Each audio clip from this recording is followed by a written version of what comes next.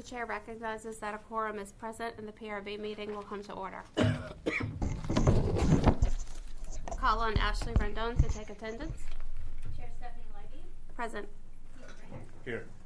Marcia Dush. Here. Rosie Farina Strauss. Present. Ernest Richards. Present. Sherry Shivers. Christopher Zimmer. Present. Next item on the agenda is the meeting minutes from the November 15th, 2019 meeting of the PRB. At this time, the chair will entertain a motion to suspend the reading of the minutes. So moved. Second. A motion is made by Mr. Zook and seconded by Mr. Brainer to suspend the reading of the minutes. Is there any discussion from the board or any corrections to the minutes as circulated?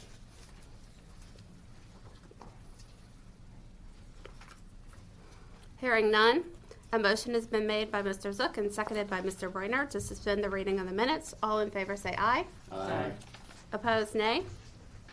The ayes have it. The minutes will not be read and will be certified as circulated.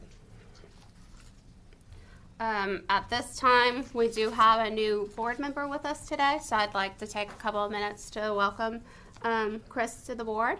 And just for our audience members, just a little bit of background related to Chris.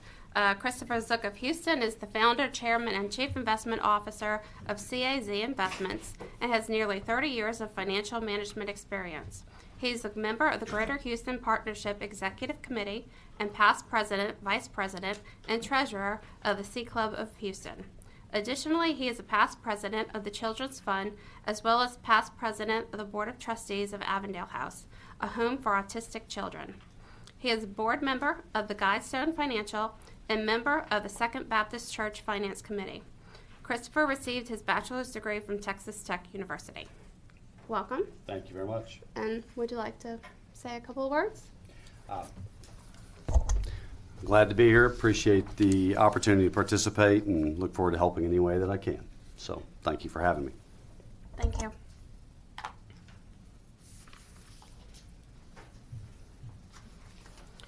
Next item on our agenda relates to committee appointments.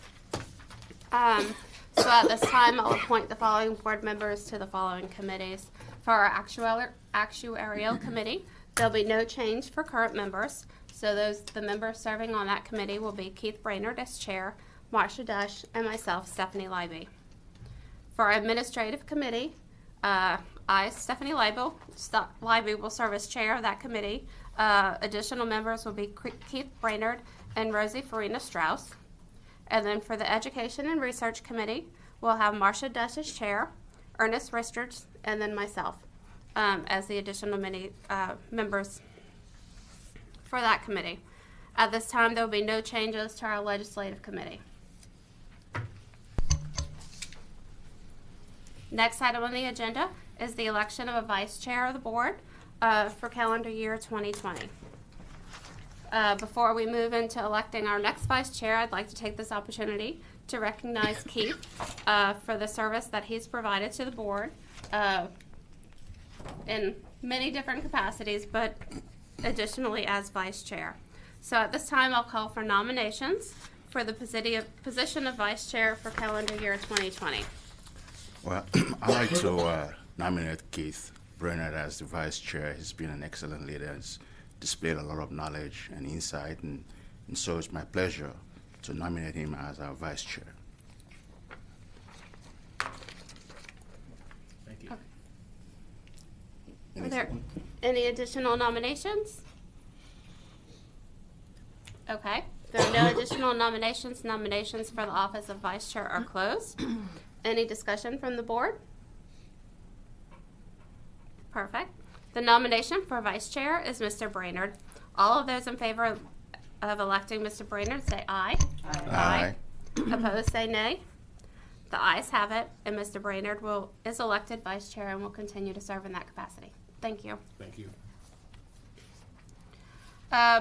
Next item on our agenda is found under tab 4 of our packets. And then the first matter under tab 4, Public Retirement System Investment Expense Report, reporting rules. And at this time, I'll call on Ashley Rendon to provide a summary of the proposed rules. 2A, sorry. Good morning, members. Ashley Rendon. So for these next 5 items, Mariah Miller and I will take you through them. They all are pertaining to the rules that we have previously discussed in past meetings. So behind tab 2A, you'll find a copy of the proposed rules for Public Retirement System Investment Expense Reporting that were published in the Texas Register December 6th, 2019 issue. The comment period opened on that day and ended January 10th, 2020. We received 2 comments, which you will find behind the blue divider following the Texas Register excerpt.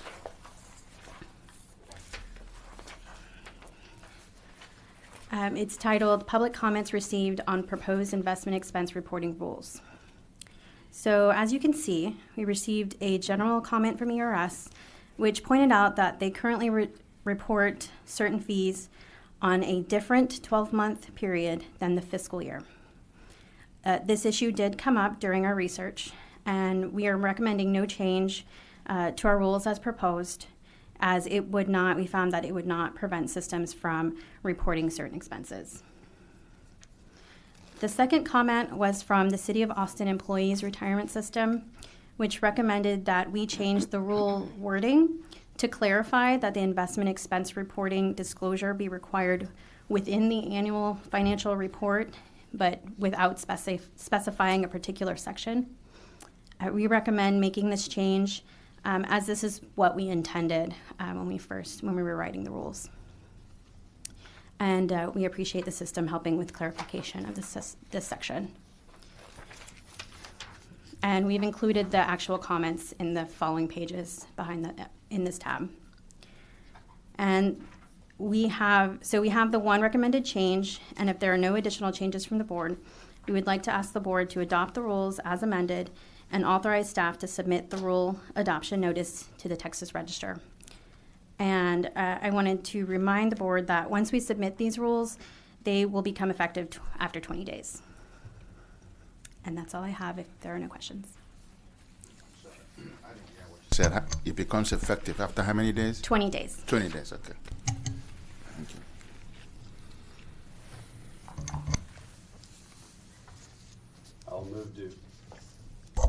I'll move to adopt the recommended change. If we could clarify that it's a motion to adopt the rule with changes? Thank you. To adopt the rule to make the change.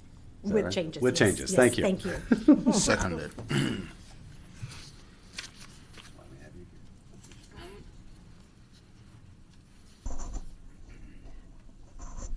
A motion has been made by Mr. Zook, seconded by Mr. Richards to adopt the rules with changes as proposed. Any board discussion? All in favor say aye. Aye. Opposed, nay. The ayes have it. The rules have been adopted. Next item on the agenda, under tab 2B, is going to be the 2020 asset class categorization guide to provide further guidance on asset classes to be used for investment expense reporting. At this time, I'll call on Mariah Miller to provide the report on the asset class categorization guide and investment expenses template. Good morning, members. My name is Mariah Miller, and I am a research specialist with the Pension Review Board. As Chair Leiby noted, please turn to tab 2B of the packet. The Asset Class Guide, or the ACC Guide, is adopted by reference in the new Chapter 609 rules. It expands on the table that was previously presented at, I believe, the most recent board meeting. The purpose of the ACC Guide is to further clarify the asset classes for the investment fees and commissions reporting requirements established by Section 802 and 103A3 of the Texas Government Code and 40 TAC Chapter 609. The ACC guide details 5 asset classes that plans are to use, which are cash, fixed income, public equity, real assets, and alternative/other investments. The alternative/other class consists of investments that do not fit into any of the other categories. Some alternative investments may include private equity, hedge funds, derivatives, and venture capital. All investments in this class must be listed by type in a footnote or table. Today we are asking you to approve the ACC guide, and if there are any questions, I am happy to answer those now.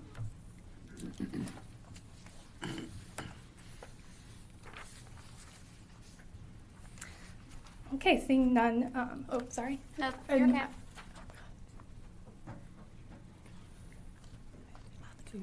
Okay. Please go to. Okay. Okay. Okay, perfect. Okay, at this time, the chair will entertain a motion to approve the 2020 asset class categorization guide to provide further guidance on the asset classes to be used for investment expense reporting. So moved. Second. A motion has been made by Mrs. Dersch, seconded by Mr. Brainerd, to approve the 2020 asset class categorization guide to provide further guidance on the asset classes to be used for investment expense reporting. Is there any discussion from the board?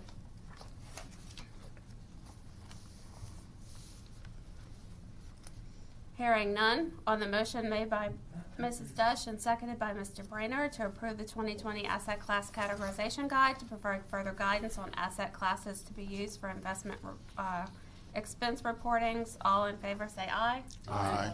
Opposed say nay. The ayes have it.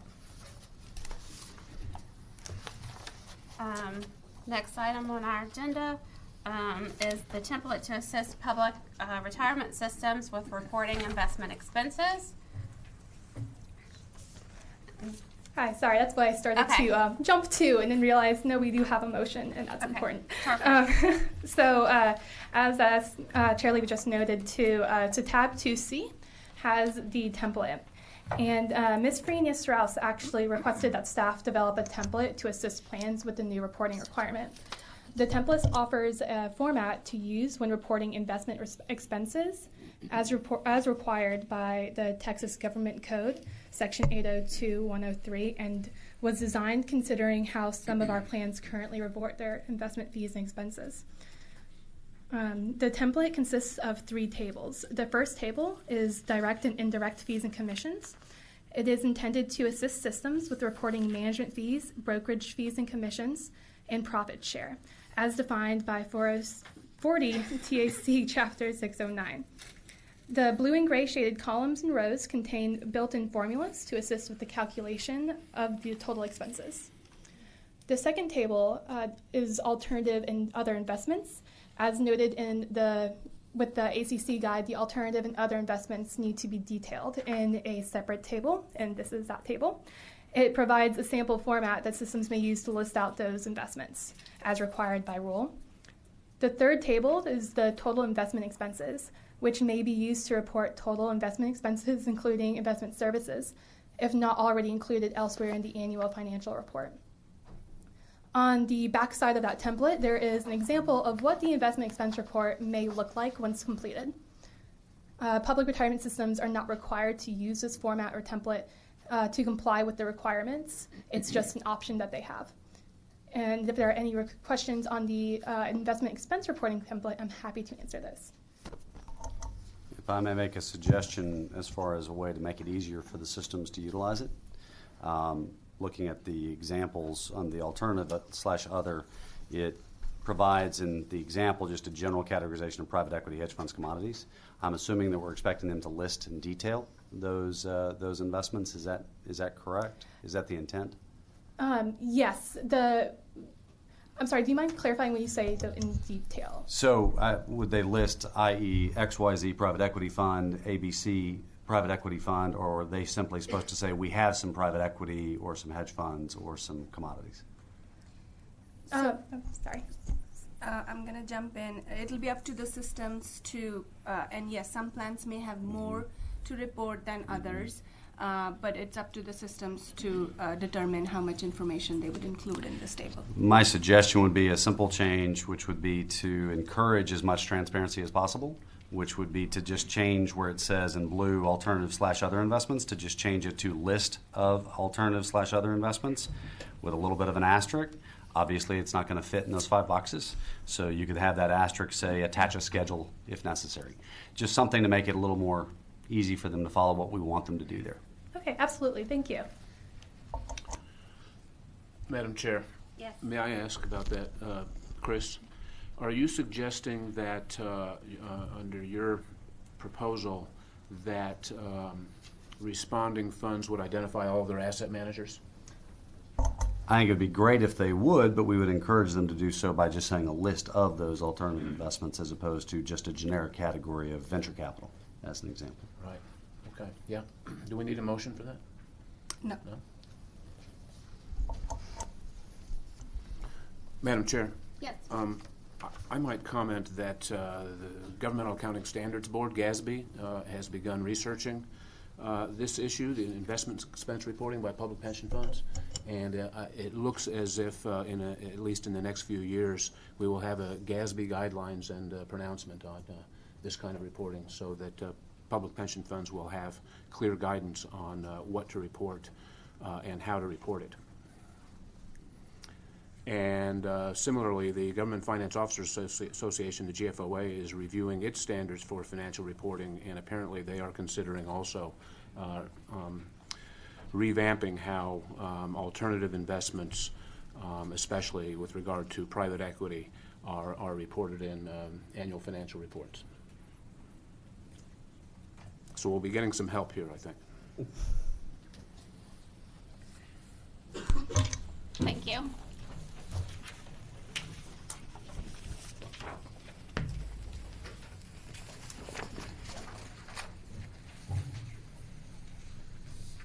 Next item on our agenda is related to adoption of Pension Review Board rule review. At this time, I'll call on Ashley Rendon to provide a summary of the proposed rules. Thank you. Behind tab 2D, you'll find the notice of intent to review and consider for readoption, revision, or repeal our rules in their entirety. Of course, not including the new chapter 609. And for this, we just ask for the board to readopt the rules contained in chapters 601, 603, 604, 605, and 607.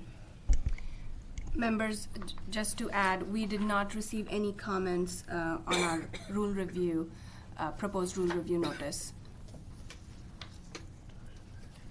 And if I could just add clarification, so what you'd be doing in this item is adopting the rule review and readopting all of the rules that were reviewed in their entirety.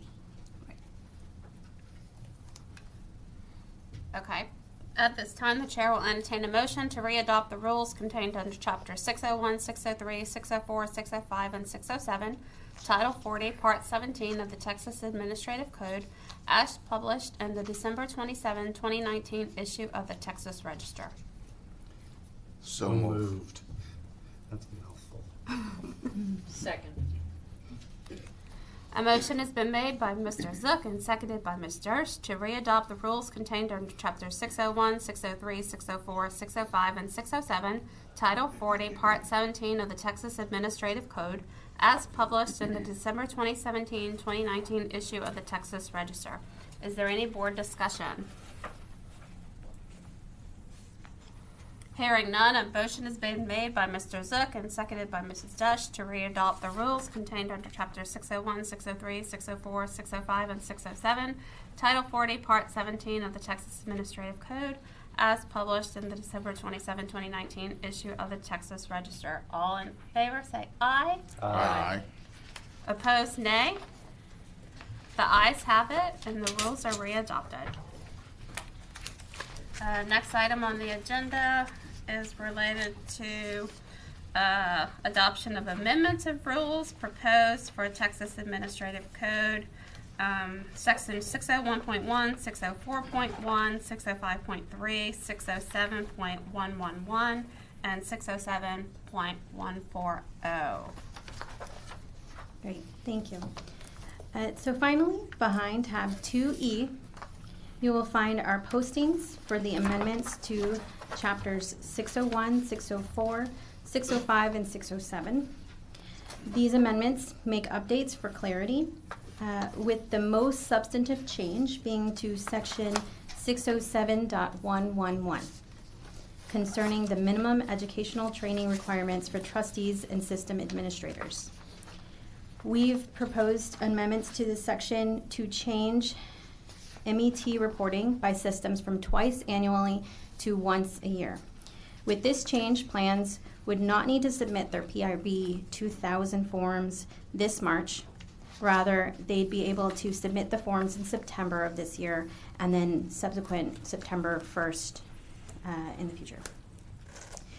These proposed rules were published in the December 27th, 2019 issue of the Texas Register, and the comment period went from that day until January 27th, 2020. We did not receive any comments, and if the board has no further changes, we are asking for the board to adopt these amendments. Again, once these rules are submitted, they will become effective after 20 days. Okay, at this time, the chair will entertain a motion to adopt amendments to rules for Chapter 601, 604, 605, and 607, Title 40, Part 17 of the Texas Administrative Code, as published in the December 27, 2019 issue of the Texas Register. Is there a motion? So moved. Second. A motion has been made by Mrs. Josh and seconded by Mr. Brainerd to adopt amendments to rules for Chapter 601, 604, 605, and 607, Title 40, Part 17 of the Texas Administrative Code, as published in the December 27, 2019 issue of the Texas Register. Is there any board discussion? Hearing none, a motion has been made by Mrs. Dush and seconded by Mr. Brainerd to adopt amendments to rules for Chapter 601, 604, 605, and 607, Title 40, Part 17 of the Texas Administrative Code, and as published in the December 27, 2019 issue of the Texas Register. All in favor say aye. Aye. Opposed say nay. The ayes have it. The motion has been adopted. Next item on our agenda relates to actuarial committee matters, and I will pass over to Vice Chair Brainerd. Thank you, Madam Chair. I would ask the PRB Actuary Kenny Herbold to please come and present the actuarial valuation report. Members, you'll find information for that behind tab 3A of your book. Good morning, members. My name is Kenny Herbold, Staff Actuary for the Pension Review Board.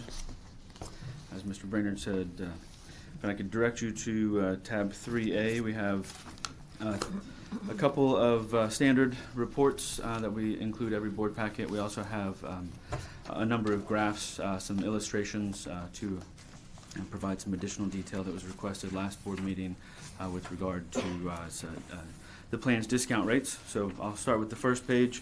This provides a summary of key statistics, and I'll probably provide a little bit of additional explanation of these exhibits for the benefit of our new board member as well as anyone who's not familiar with these particular reports. So in this particular report, we have kind of a summary of key statistics. It does key off of the next page, which is the detail, and these cover the funding valuations of the reports. So we include the funded ratio, the market value of assets, actuarial value of assets, accrued liability, all that type of thing. This is a sum of all of the plans in Texas. So it is the funded ratio is a dollar weighted value. And as I've said a number of times in the past, it is driven quite a bit by TRS, given they have over $150 billion in assets. So they make up more than 50% of the total assets generally, as well as the liability. You can see that we have our prior board meeting. This shows what the most recent valuation that we had received in our prior board meeting was and what those statistics were in the middle column. and then what has changed to this column. So you should be comparing under the current actuarial valuation header, the 2.6 column to the 10.17 column, and then also you can compare the 2.6-2020 column under current actuarial valuation to the prior actuarial valuation, which is going to show you the two most recent valuations we have received from each of the plans and the changes between those two. I did find that the differences between the prior board meeting and the current board meeting was somewhat useful, particularly over this period of time. So from last October to now, we've received 30 new valuations, and so we receive a lot of calendar year end during that time, as well as a number of early in the calendar year plans. The majority of those plans were 12/31/2018 or 1/1/2019 valuation dates, or newer, including 8/31/2019 valuations from ERS, LECOS, the three plans under the ERS umbrella, as well as Teachers Retirement System.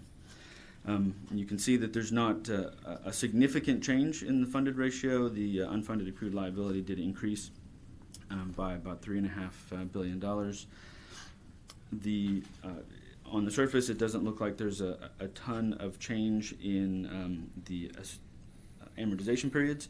There is clearly an increase in the number of plans that are identified as infinite or never expected to fully fund their plan. This is a function of some decreases in accrued liabilities, and then also 2018 was not the best year from an investment perspective, so that certainly has an impact as well. Moving down, you can see that the assumed discount rates, again, as I mentioned, have gone down. So 13 of the 30 plans that we received did decrease their discount rate from the prior valuation to the current valuation. So we are seeing a lowering of discount rates across most plans in Texas. And then you can see below the very last box, we have both a number-weighted average. So the top three boxes are based solely on the 99 plans that we are currently reporting. And the bottom two are weighted by liabilities, which obviously TRS, again, is going to have a pretty big impact on those numbers.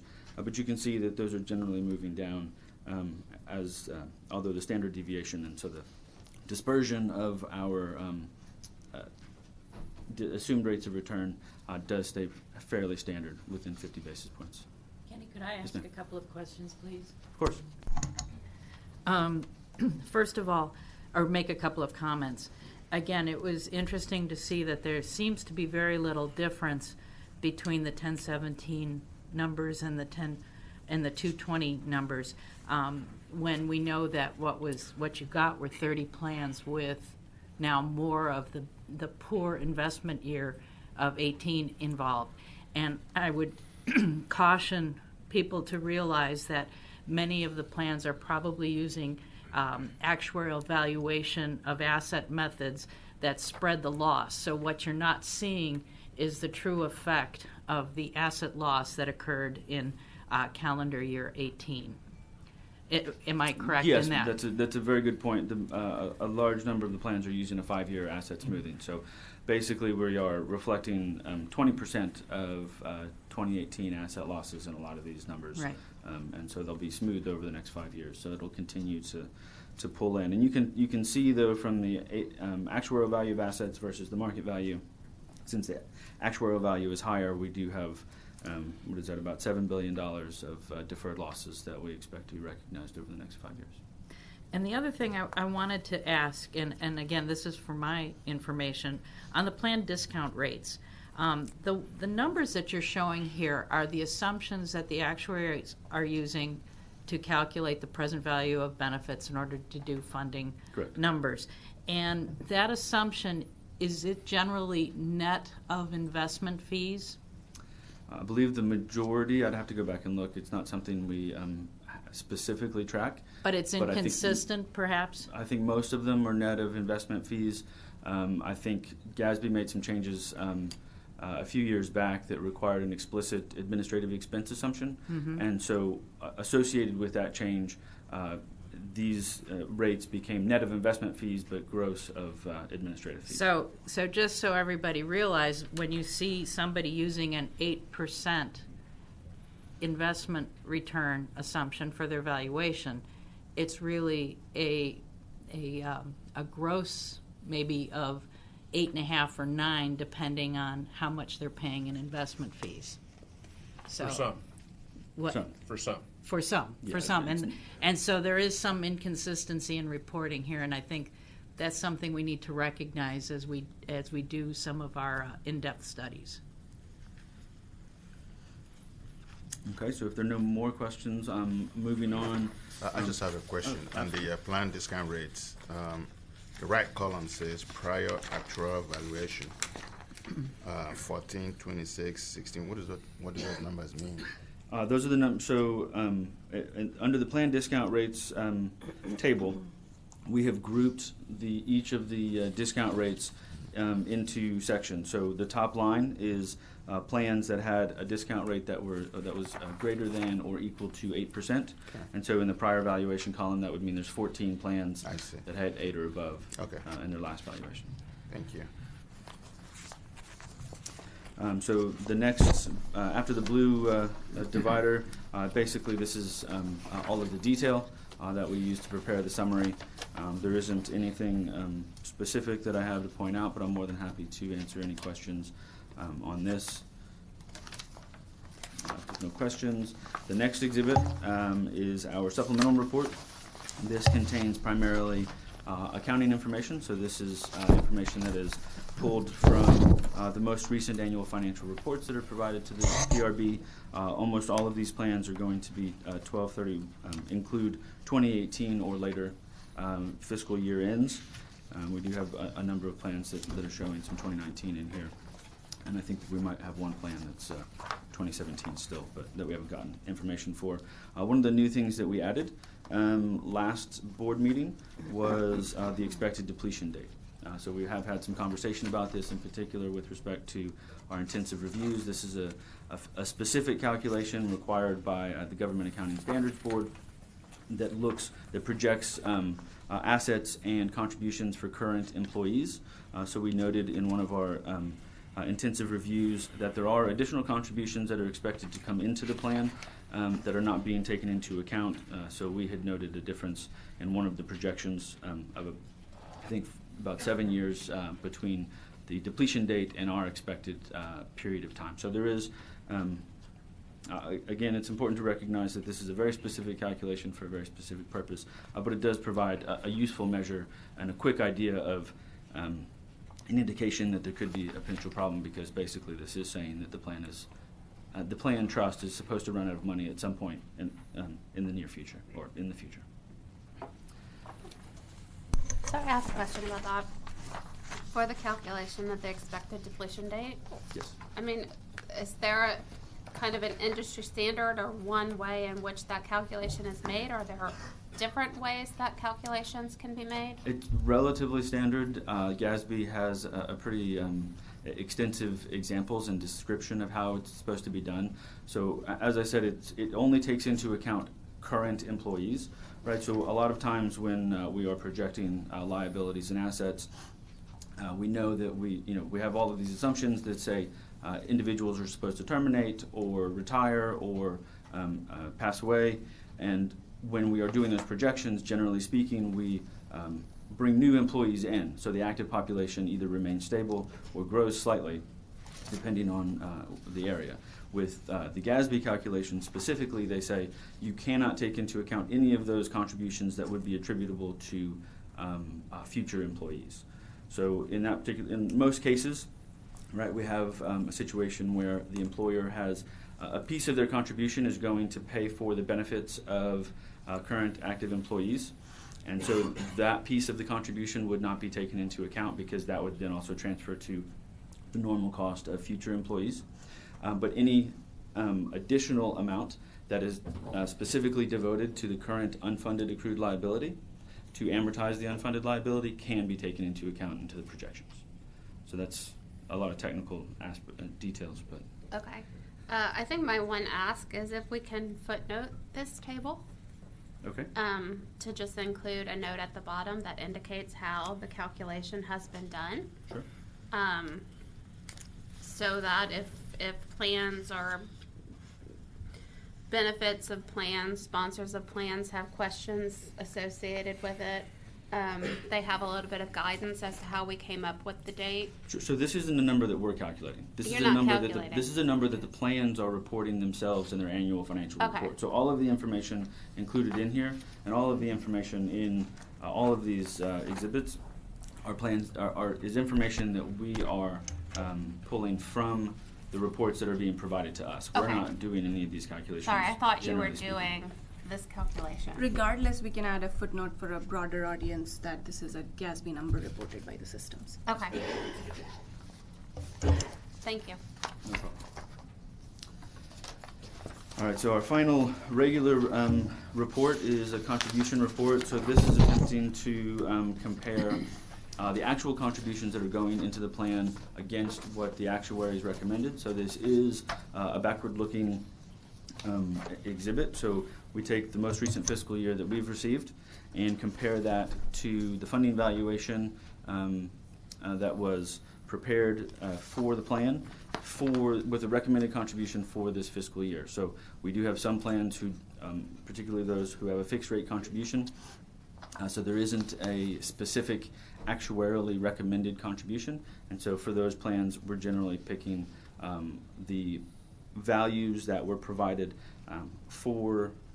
in the valuation that began on the beginning of the fiscal year or shortly before, just to provide some consistency from one year to the next. We have identified the type of contribution that is being made. So the majority of our plans have a fixed rate contribution, either in statute or via a collective bargaining or some sort of contract, benefit contract. And so that could be one reason why they're contributing below the recommended contribution. Another point I should make is that the recommended contribution for plans that aren't calculating an actuarially determined contribution is a number that's required by statute. This is a open 30-year amortization of the unfunded liability. So it kind of rolls forward from one year to the next.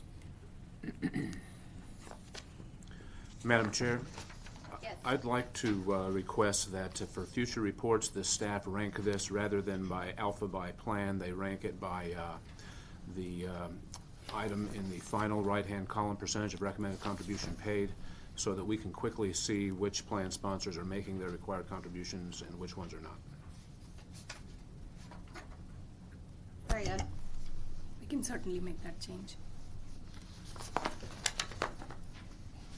Do we need a motion for that? And finally, we have some new graphs that we are including for this board meeting. This is intended to provide a graphical representation of the plan discount rates for all plans in Texas.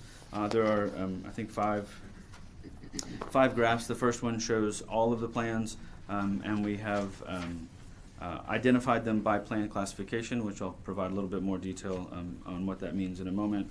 And then we have individual graphs for each plan classification. So the order that you see in the averages on the right side here, I'll show the national average, which is published by the National Association of State Retirement Administrators, generally in February of every year. So the 7.27 that we're showing is from February of 2019. The Texas average is obviously the average of all of our Texas plans. And the plan classifications we have are statewide. Those are plans like the Teachers Retirement System, Employees Retirement System, and the three plans under their umbrella, Texas Emergency Services, Texas County and District, Texas Municipal. So there's 7 of those. I believe we have 13 municipal plans. These are generally plans that are set in local government code as opposed to, no, I'm sorry, I'm saying that backwards. Yes? Municipal plans are the ones that are in Vernon Civil Statute. So they have a variety of requirements to come before the state legislature in order to make changes. It does vary. I believe we have 13 of those. It includes 3 plans that are not specifically in Vernon's, but plans like, sorry, I had it in my head earlier and it's escaping me. Dallas employees, thank you very much. So some of the larger municipal areas that aren't specifically in Vernon civil statute are also included in here. The district and supplemental is the next grouping. That is what we sometimes refer to 810 plans. These are Chapter 810 of the Texas Government Code is kind of an umbrella. Kind of an umbrella statute that says if you're not covered anywhere else, you have the ability to create a defined benefit plan, and this is the statute that grants that authority. So these plans are generally, water districts, hospital districts, those types of things. So kind of, or supplemental plans for some of the smaller employers. And then finally, we have the local firefighter. These are plans that are governed by the Texas Local Firefighters Retirement Act, or TELFRA. And that is almost 50% of our total plans. There's 42 total of those plans. So I'm more than happy to answer any questions after that. Thank you, Kenny. We provided this supplemental information in response to a request from a board member. And I want to thank and commend the staff for putting this information together. I think it's very helpful. The illustrations, and also I would point out to the members the listing of all of the discount rates and the market value of assets at the back, which is a helpful reference. And I would point out that if I'm not mistaken, the highest average investment return assumption is held by the group of local firefighter plans, which as a group I think is the smallest in terms of their market value of assets. You usually have that number in your head, but I think they're in the $2.5 billion range total. Yeah, and the individual plans, many of the individual plans are quite small.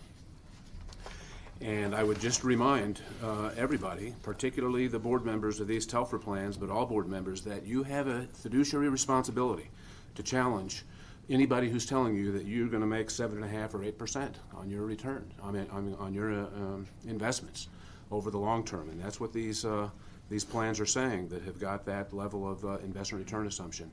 And to the extent that we are overstating expected returns, we are understating the cost of the plan, and we are overstating the funding condition of the plan. And to the extent that we're doing that, we're not being realistic. I would also comment, I just read the revised actuarial standards of practice number 4, and in that it's a proposed amendment to ASOP 4, and that in that proposal there's going to be considerably more documentation required regarding how assumptions are set. And I think as we look at plans in intensive review, we need to be requesting the documentation from the actuaries on how they are setting their economic assumptions and get the details on that. Okay, we can add that to the list. And I'll just comment as the new person in the room. This is well stated, but very politely, I'll just say it's a problem. The assumptions are not realistic. They're not going to be able to achieve these returns over the next decade. We have low interest rates, expensive valuations in every asset class. So anyone that believes that they're going to generate these returns consistently over a decade, 2 decades, it's just something that really has to be tested and challenged. And I'd love to hear the explanations of that, because that's going to be tough. So we need to get more realistic in order to protect the employees of these plans. Well, thank you very much. Staff have done a very good job in presenting these rates. Obviously, we still have a lot of more work to do. If you look at the first page of the graphs, what I thought was interesting was that the Texas is in line with national, about 7, but then when you drop further down, you look at the district, it's 6.96. Any reasons for that? Can you comment, give some color to it? Sure. So if you looking at this graph, you'll notice that there's a lot of white space between where most of these items are. On the far left side, we do have one district plan with a 5% assumed rate of return. So that's driving it. And then the crosses that represent the district and supplemental plans, you'll notice are quite a bit lower. So they are, a lot of them are below 7%. These plans have a very different governance structure than a lot of the other plans in here. So these are generally managed within an organization as opposed to being a separate legal construct. And so it's much more like, I would consider these much more like a corporate pension plan where the organization or the district, so a hospital decides they want to have a pension plan. It's not a separate entity. They have a trust. They do have a trust fund to hold the assets, but generally all of the management is done in-house. And so all the decisions are made in-house, and so it's not contribution levels, benefit levels. So they do have more flexibility as well with respect to making any changes they choose, whether that be upping contributions or lowering benefits prospectively. Thank you very much. The only other comment that I would make is that the national average is moving down, and it's moving down at a very rapid rate, and that's one of the reasons why in Houston, when we made the changes we did in 17, we went with a 7% assumption as opposed to the national average, because there's many that believe that, including myself, that the 7.25 is way too high as well. So I think it's going to continue to come lower, and I think everybody in the system should understand that.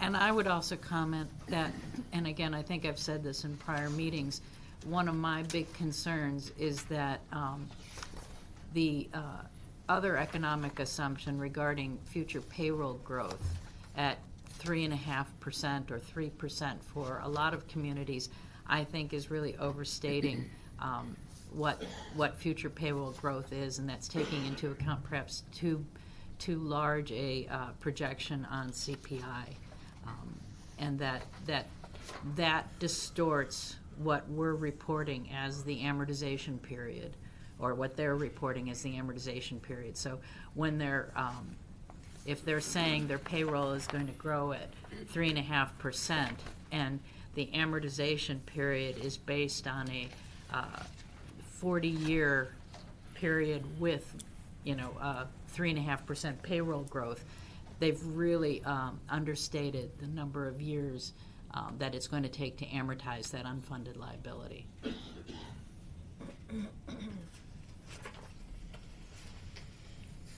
So I have no more prepared remarks if there's no other questions. All right. Thank you very much. Thank you, members. Under tab 3B is updated summary of reporting requirements for Texas Public Retirement Systems. Anu, would you briefly address that, please? I'm sorry. Brian, thank you. Hi. I would like to address that. My name is Brian Burnham. I'm with the financial analyst with the Pension Review Board. Before you, under tab 3B, we have the summary of reporting requirements for Texas Public Retirement Systems. This is an updated report. It's actually combined of two reports that we used to house on our website, of a calendar of reporting requirements, which is actually on the first page at the very bottom. You can see the list of all the due dates and our reminder dates to the plans. This is typically for the reports that are due annually and that you'll be seeing later in our annual reporting compliance summaries. And further on, we go into more detail on all the other reports that are required to be reported to us under Chapter 802 of the Government Code. And next to each one of them, we have a brief description of what is supposed to be recorded, a due date based off of various metrics that are reported, as well as you might not be able to see it in a hard copy, but on an electronic version, we've included links to Government Code and any other references, like references to our PRB informal guidance for the new funding policy requirement and the new investment practices and performance report, as well as for reports such as the investment returns and assumptions report, which is required through a PRB 1000 form. We link to the form itself. So this document is meant basically to be a resource to our systems to just go to one place to get a good overview of all the requirements that they need to be aware of for reporting to us. Brian, Thank you. I noticed and recalled that the funding policy is the first funding policy notice was due February 1, 2020. Can you, or Anu, can you tell us how many you've received? Thank you. I do have an update for the members later on the agenda. Okay, thank you. I want to thank the staff for putting this into the book. I think that it's easy to forget just how much information and the kind of information that this staff is collecting, and there's a lot. There is an enormous volume of information coming into this state agency. Are we on to 3C?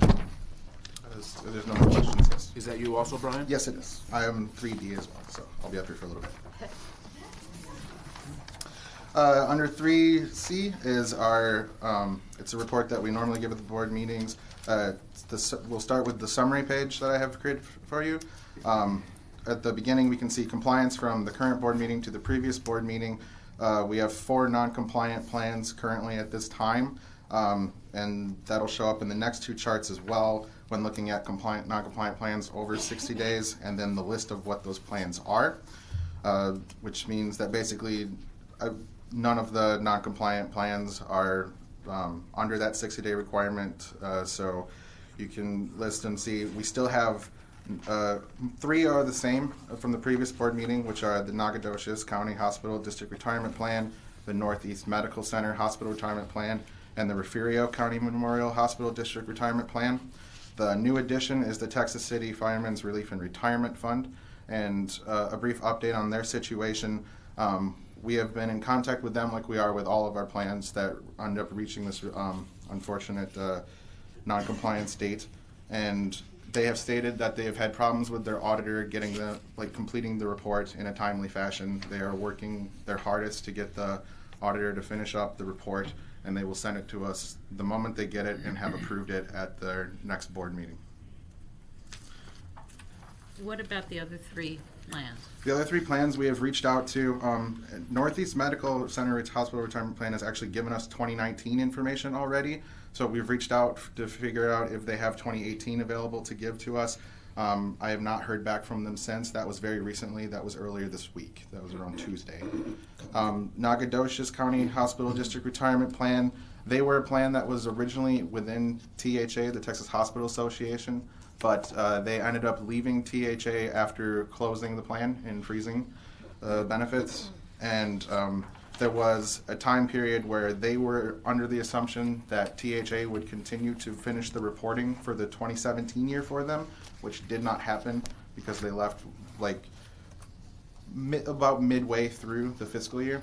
And so there was confusion on that part. And then the people we were originally in contact with the plan all unfortunately were leaving the system at around that time. So it was a process of getting a hold of new members taking over for the retirement system and getting them up to date with reporting requirements and what is expected and required of the plan still. We have contacted them and been in contact and talked to them about the requirements, and they are working on hiring auditors and getting through the process of getting all this started. So, Hey, Brian, I got a question. Sure. So if a plan is not compliant, in general, what do? Do you send Anu over there to talk to them, or? No, so if a plan reaches 60 days non-compliant, we send a letter to their sponsoring entity notifying them that they are notifying them that the plan is non-compliant. Eventually, after that, we keep in touch with the plan for updates and try to see how things are moving along and trying to get the reports in, and then it would be up to the board whether or not you would want to bring a plan before you to discuss the situation at hand and figure out why they are having difficulties reporting these And requirement. generally speaking, members, systems are good about sending us the reports, the required reports. And in situations like these, when they have administration changes and other issues going on, we work with the systems to help them become compliant. So hopefully next time when we come back to report this information, we'll have a shorter list. So the reason I ask is, if it's non-compliant, is it a market signal that there are some underlying problems with the plan? Not. Sometimes it can be, but I don't think usually it is. I think the majority of the cases, when it's not an administrative case like we have with the hospital funds, it's usually a case like the Texas City Firemen's Relief and Retirement Fund, where the auditor is later, or they have changed an auditor. Mm-hmm. And so they got to the process later than they normally would have, and so the documents are just not going to be ready by the 60-day requirement, and then we usually get them in a little bit afterwards. Okay. Thank you. Mm-hmm. Brian, did I hear you say that the Refugio hospital is closed? Or did I misunderstand? That was Nacogdoches. Refugio, I believe, is also closed though to new members. Okay, the plan or the hospital? The defined benefit plan. The plan. Yes. So Nacogdoches and Refugio are closed plans. Yes. So what does that mean if a plan is closed? They are not accepting new members into the defined benefit plan. So new hires to the hospital system do not have the option to join into the defined benefit plan. They're winding down. Could I please ask staff for the next time we meet to somehow flag in our list all of the plans that are closed? I guess my question is, We already have that Yeah, information. on the actuarial report, Yep. plan status, column 1. I should know. Thank you. Sorry. And the other thing is about Refugio, it's a plan that appears to be in surplus. I would worry more if they were underfunded. Okay. You know, if it was Yeah. a funding issue. And that one looks like it's very small, and it looks to be well-funded. And the other one is Nacogdoches, also looks reasonably well-funded at about 80%.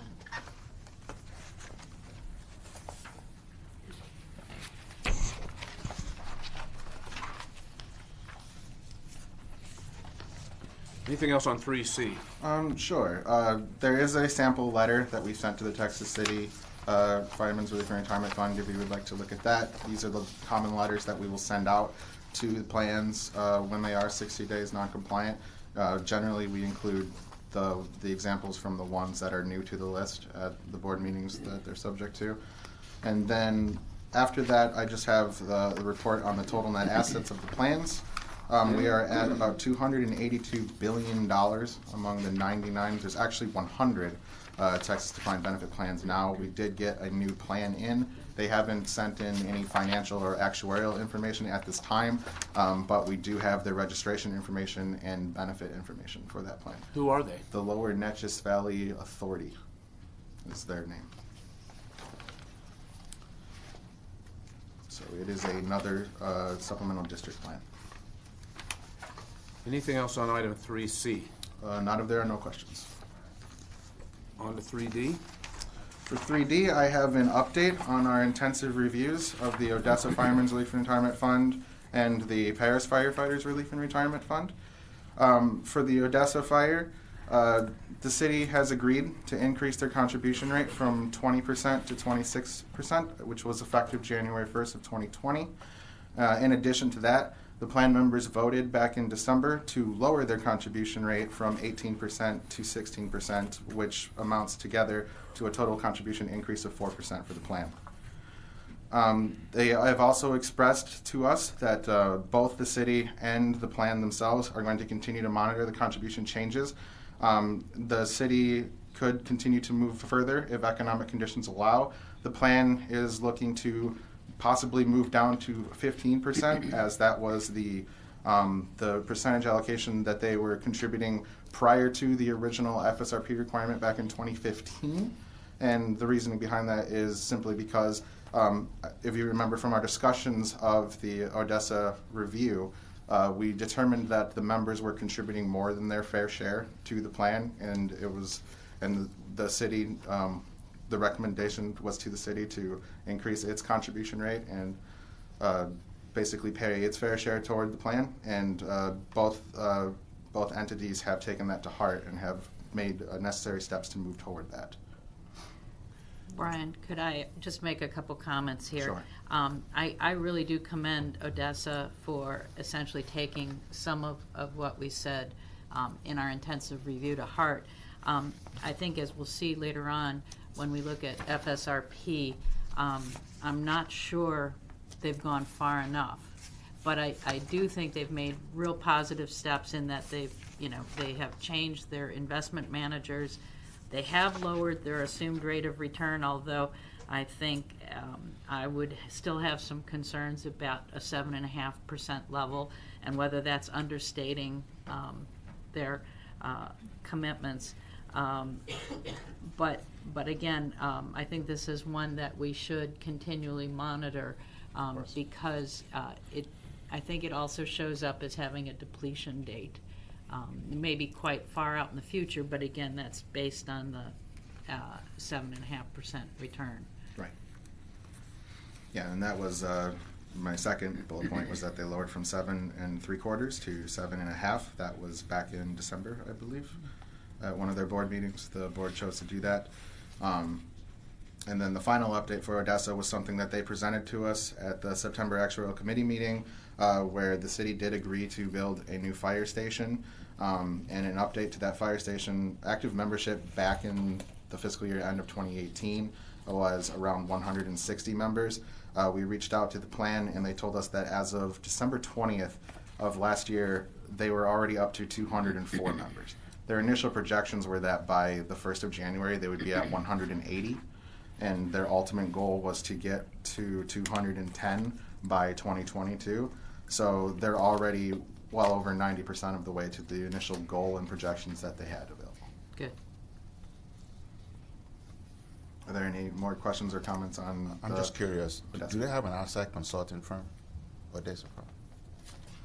They have, yes, they have an investment consulting firm. I don't quite remember the name of them at the top of my They head. did present, I believe, at the actuarial committee. I don't remember the name, but I knew it was a new hire, and they were in the Yes. Okay, good. process of transitioning the funds that Odessa had been invested in to some new funds, Yeah. and doing a new asset allocation. So they were making changes in that regard. If I remember correctly, it was one of those arrangements where the consultant is the one and the same as the manager. Yeah, I think, Kenny, you'll correct me if I'm wrong, I believe their consultant was Westwood. and Previously, that- prior to change. Previously, and that after the change, actually I can find it here if you give me a minute, but we can go on and I'll comment on it. The reason I'm asking is I think, if I recall, we had a comment sometime to change managers every after 5 years. Is that correct? We don't necessarily give the recommendation to change. We give the recommendation to continually monitor and go through an RFP process every now and then, set up a process to go through an FSRP process for your consulting, just to make sure that you're consistently getting the best help possible in that realm. Sure. Okay. Thank And, you. Mr. Richards, the board did comment on, the committee did comment on the high investment fees with regards to Paris Fire. If that's The I believe that the name of the new firm is Southeastern Advisory Services. Okay. That sounds correct. Okay. Thank you very much. All right. I can move on to Paris Fire. Regarding contribution benefit changes or investment changes or anything to that ilk of the plan, staff has been informed that Paris Fire has not made any changes since our October intensive review. However, we did discuss during the review process the non-compliance in their MET training. Since then, we have 2 additional board members have completed their core training and are now compliant with the MET requirements for Paris. So in summary for them, Of their 7 trustees, they now have 3 who are compliant with MEC requirements, 4 who are not compliant. Of those 4, 3 of them still have not completed their initial core. So that would mean 1 is not compliant with continuing education, and the others are not compliant with all of them. So my question would be, we're not hearing any reactions essentially to the intensive review. So my question would be, what is the next step for Paris? What do we do next? Because I think that while they're not showing, going insolvent, within a near period, the fact that they were only in the 30% funded status range, with I think $4.1 million at the end of 18.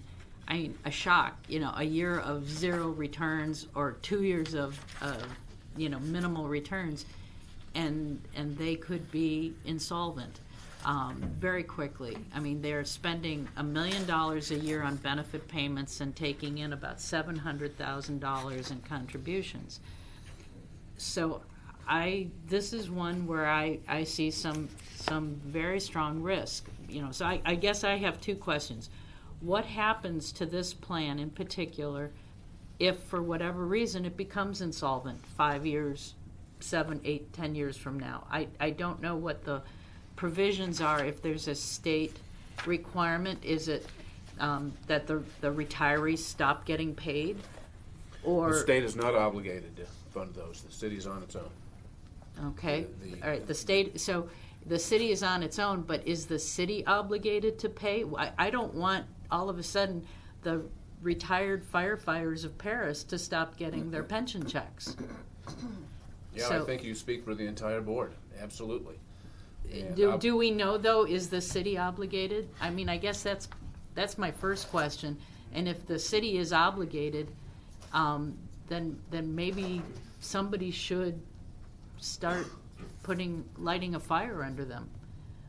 Or the members, if they're the ones that are going to suffer, I would think that the members should be outraged that the board is not essentially demonstrating competence at running their pension fund with so many non-compliant. On our end, we will certainly reach out to the system, continue working with them, as well as potentially reach out to the sponsoring entity, to the city, and keep their representatives involved as well, since when we conduct these intensive reviews, we do reach out to the representatives from those districts to inform them of the review and the outcome of the review. They have certainly been involved in the recommendations that the board has made. So on our end, we will continue reporting back to the board if we have any updates from the systems, as well as report to the legislature in our biennial report like we do. And just keep up the pressure. Anu, we corresponded with the city and the board pursuant to the FSRP, right? I mean, they all ought to know. They know, and they were here, and we had a robust discussion with them. But the title, our title is the review board. We can't do it for them. We can't make them do it. And we can point out obvious facts, but we can't make them do it. And you're right. There are current and future firefighters who are at risk of getting their benefit, and or current and future taxpayers in Paris who are at risk of being taxed much more in order to pay for these benefits. But we can't do it for them. I guess my question is, if hypothetically they go, back insolvent, does that in any way affect the bond rating of the state of Texas? No, because the state, the Attorney General has opined very clearly that the state is not obligated to pay municipal pension fund obligations. Okay.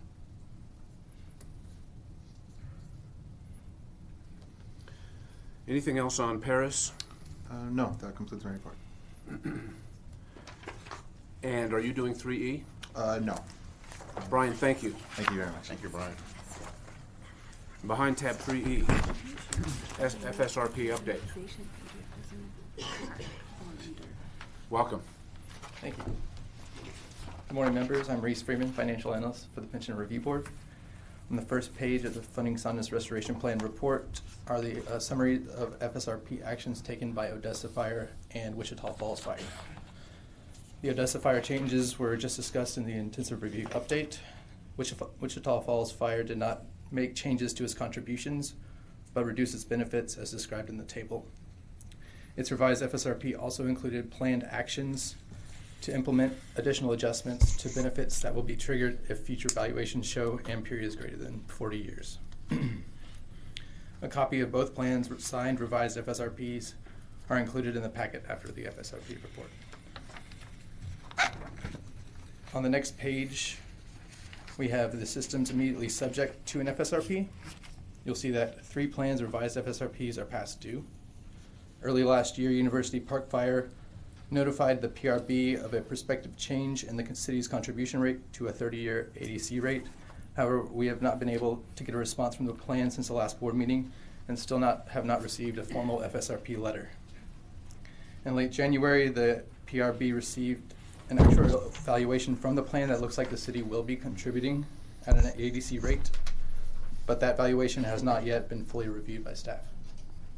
Just to clarify, an ADC rate, an actuarially determined rate, 30-year. so at least in theory, if they're getting that level of contribution on paper, they should be fully funding their plan over a 30-year period. Correct. Thank you. Irving Fire presented at our last actuarial committee meeting in September. Since then, the city of Irving has approved the removal of its pension charter cap. However, the plan was unable to give us a timeline for the completion of its FSRP, as the proposed changes still have to work their way through the political process. We have been in contact with the city's CFO, and he assured us that they will continue to update us when they have more information. Midland Fire has yet to respond to us with an update regarding their FSRP since the last board meeting. From our most recent communication, the plan was in the process of having additional special studies performed by their actuary before it would be able to complete the revised FSRP. Longview Fire recently sent the PRB a letter explaining that the plan and the city have discussed ways to bring contributions up to ADC averages. They are expected that their recently completed funding policy will bring them in line with the FSRP requirements by the goal year of 2027. We are still awaiting a formal revised FSRP from that plan and city. 3 plans have been added to this list since the last board meeting. Orange Fire is now required to submit its second revised FSRP, as its 2019 AV showed an infinite amortization period. This is the first plan to be subject to its 3rd funding soundness restoration plan. The plan's chair informed us that they have recently changed their investment consultant, which is expected to save the plan upwards of $100,000 per year. In addition, the union is currently in negotiations with the city regarding pay and benefits. The city of Orange is also working on their own benefit analysis of the plan. We were informed that overall the plan members and city officials are more aware of the issues and are more engaged on the topic than they have been in previous years, but because of all the moving pieces, they expect this process to take some time. Marshall Fire is now subject to a revised FSRP.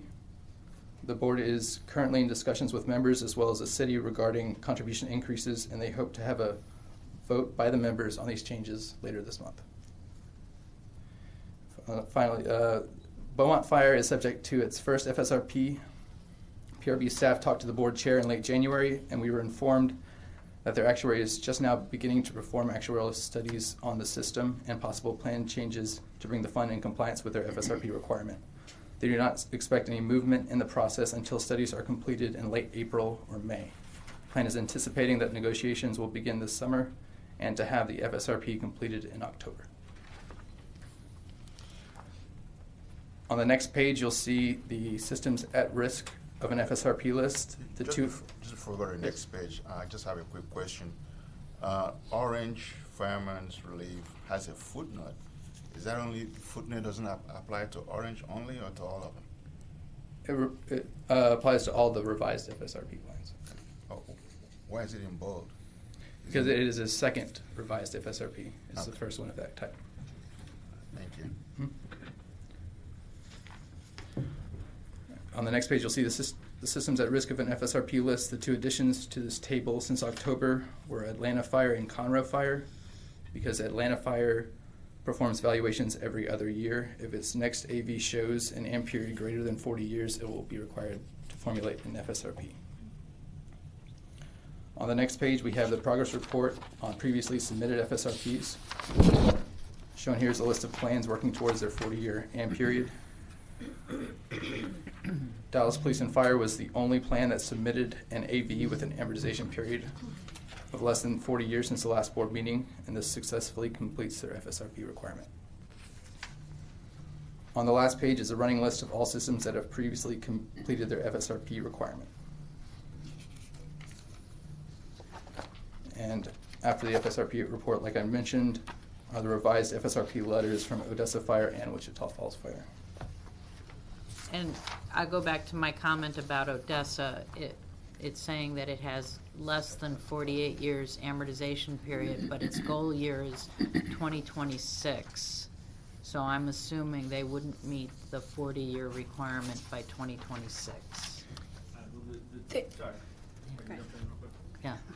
The reason we did the less than Yeah. is it's supposed to be designed, I believe the valuation date is 2018, right? Okay. So that should get them okay. to 40 by their goal year.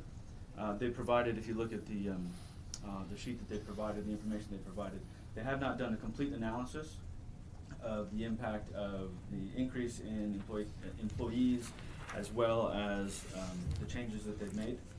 So we had to do some internal analysis and have some conversations with them about what the expected impact is. And so based on the analysis that we've done, taking into account the significant increase in new employees, they do look like that they're going to be well within the necessary amortization period on their next valuation. Okay. And the Wichita Falls be the same thing, that they'd make 40 years by their goal year 2026. Right. So they've made a number of changes.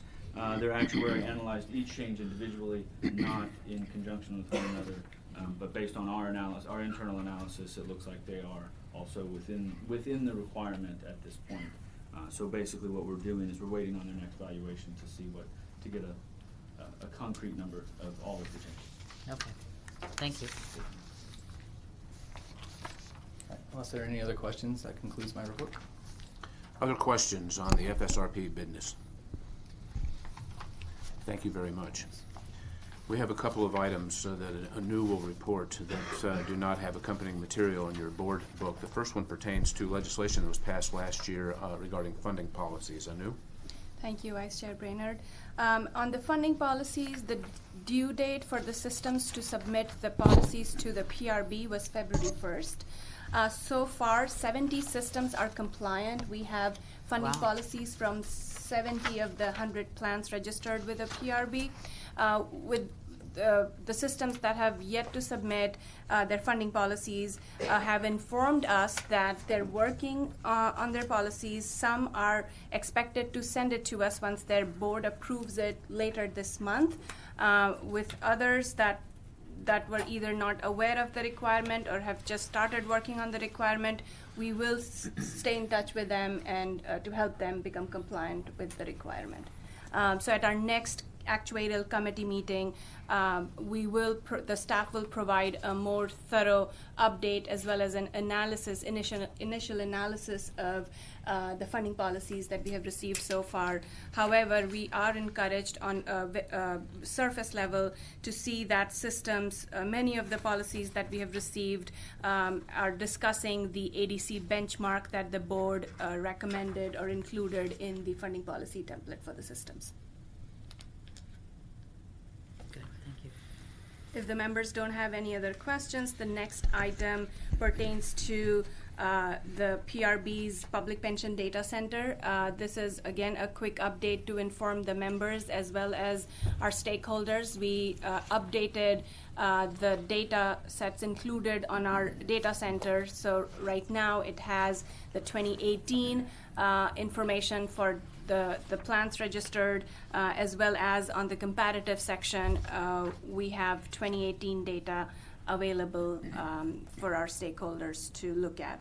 And again, if members or systems have any suggestions to help us continue improving our data center, we'd be more than happy to discuss those and work on that. That concludes my remarks on the data center as well. Madam Chair, that concludes the report on the Actuarial Committee. Thank you. Okay, thank you. Moving to the next item on the agenda, which is investment practices and performance evaluations. I think as all the board members are aware with the recent legislation that was passed last session related to both investment practices, the informal guidance that we've adopted related to those new laws, we think it would be beneficial for the board to form a special committee that was dedicated to some of these investment practice and performance evaluation issues. So at this time, I will entertain a motion to form a special investments committee of the board to review investment-related materials, including the investment practices and performance evaluations, and for that committee to make recommendations to the full board. So move. Second. A motion has been made by Mr. Richards and seconded by Mrs. Dush to form a special investments committee of the board to review investment-related matters, including the investment practices and performance evaluations, and make recommendations to the full board. Is there any board discussion?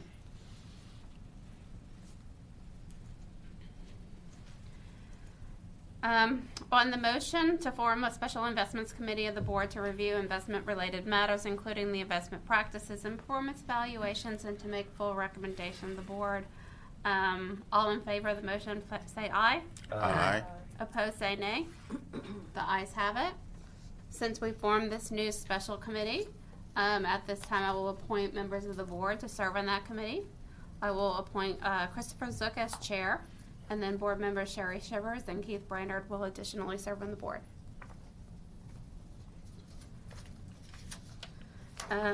Next item on our agenda is item number 7, related to the education, research, and committee matters. At this time, I'll call on Benjamin Wardham to deliver a report regarding the MET compliance. Good morning, members. My name is Benjamin Warden. I am a research specialist with the Texas Pension Review Board.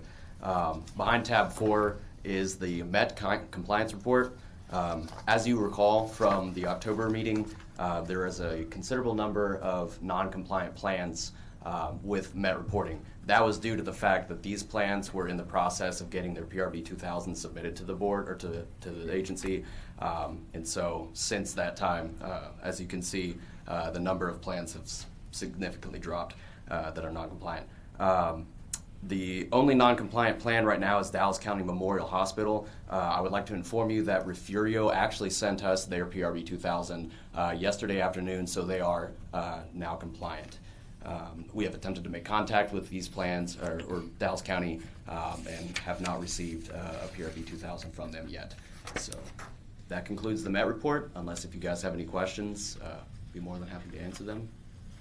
Thank you. Awesome, thank you. For the next item on the agenda, I'll call on Mariah Miller to deliver a report on the PRB online course review. Good afternoon again. The PRB will be conducting a review of the MET courses.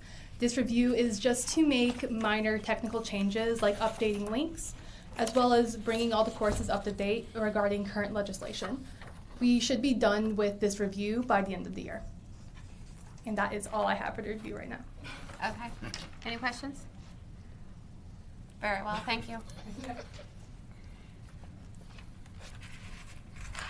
Next item on the agenda is related to the 2020 Telfro pension report. And for that item, I will turn it over to Anu. Thank you, Madam Chair. Members, behind tab 5, we have included an outline of the TELFRA report. Every non-session year, we publish a compendium of TELFRA plan data, which includes their most current actuarial, financial, investment information. We hope to complete this report by beginning of March. Currently, we have sent out a draft of the report to the TELFRA plans to review and provide any feedback or changes. And we wanted to make sure that the members are aware that we are working on this publication, and we do have a motion for it as well. Okay, at this time, the chair will entertain a motion to approve and publish the TELFRA pension plan of the Pension Review Board on the Pension Review Board website upon final completion. So moved. Second. A motion has been made by Mr. Zook and seconded by Mrs. Durst. Is there any discussion from the board? Hearing none, a motion has been made by Mr. Zook and seconded by Mrs. Durst to approve and publish the TELFRA pension plan on the Pension Review Board website upon final completion. All in favor say aye. Aye. All opposed, nay. The ayes have it, and the motion's passed. Next item on the agenda is the Executive Director's Report, and I'll turn that over to Anu as well. Thank you. Members, I'll provide a quick update on the items under the Executive Director's Report. First and foremost, we will be working on the agency's strategic plan, which essentially kicks off the budget process for all state agencies. It's a long-term, forward-looking plan for agencies to outline their goals and actions for the into the future. So we will be working on that report. The instructions from the governor's office as well as the legislative budget board for this publication came out yesterday, and the report is due on June 1st. So we wanted to make sure members are aware, and we will be working with, of course, the board chair as we finalize this publication.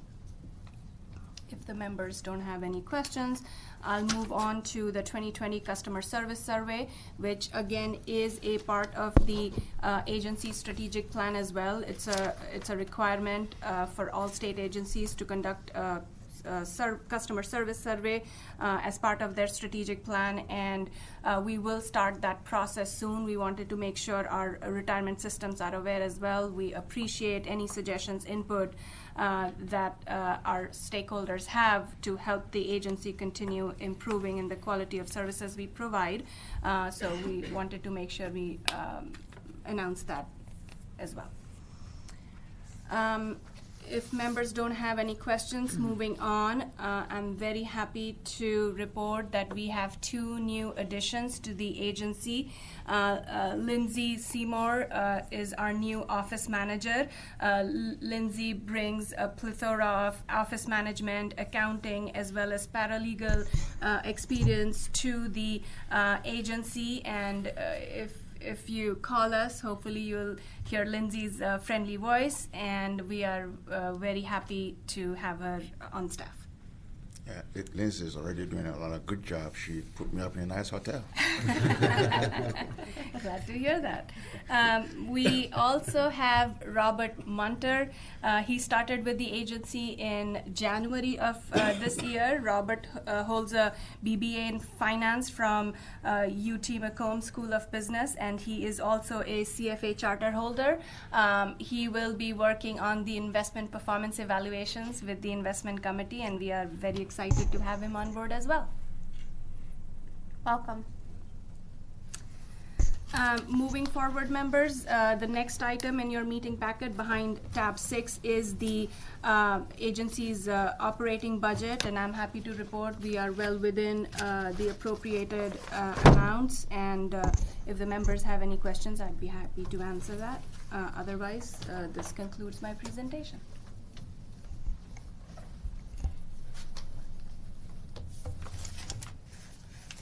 Okay, next item on our agenda is a call for any future PRB agenda items. If board members have any additional or any items that they'd like to include in future board meetings.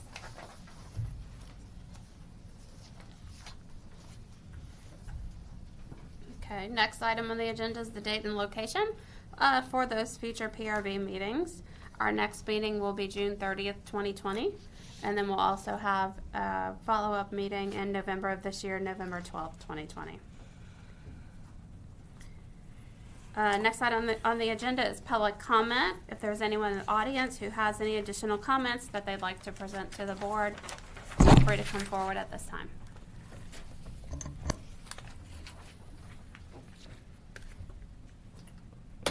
Okay, if there's no further business and no objection, the chair moves to adjourn the meeting. Meeting's adjourned.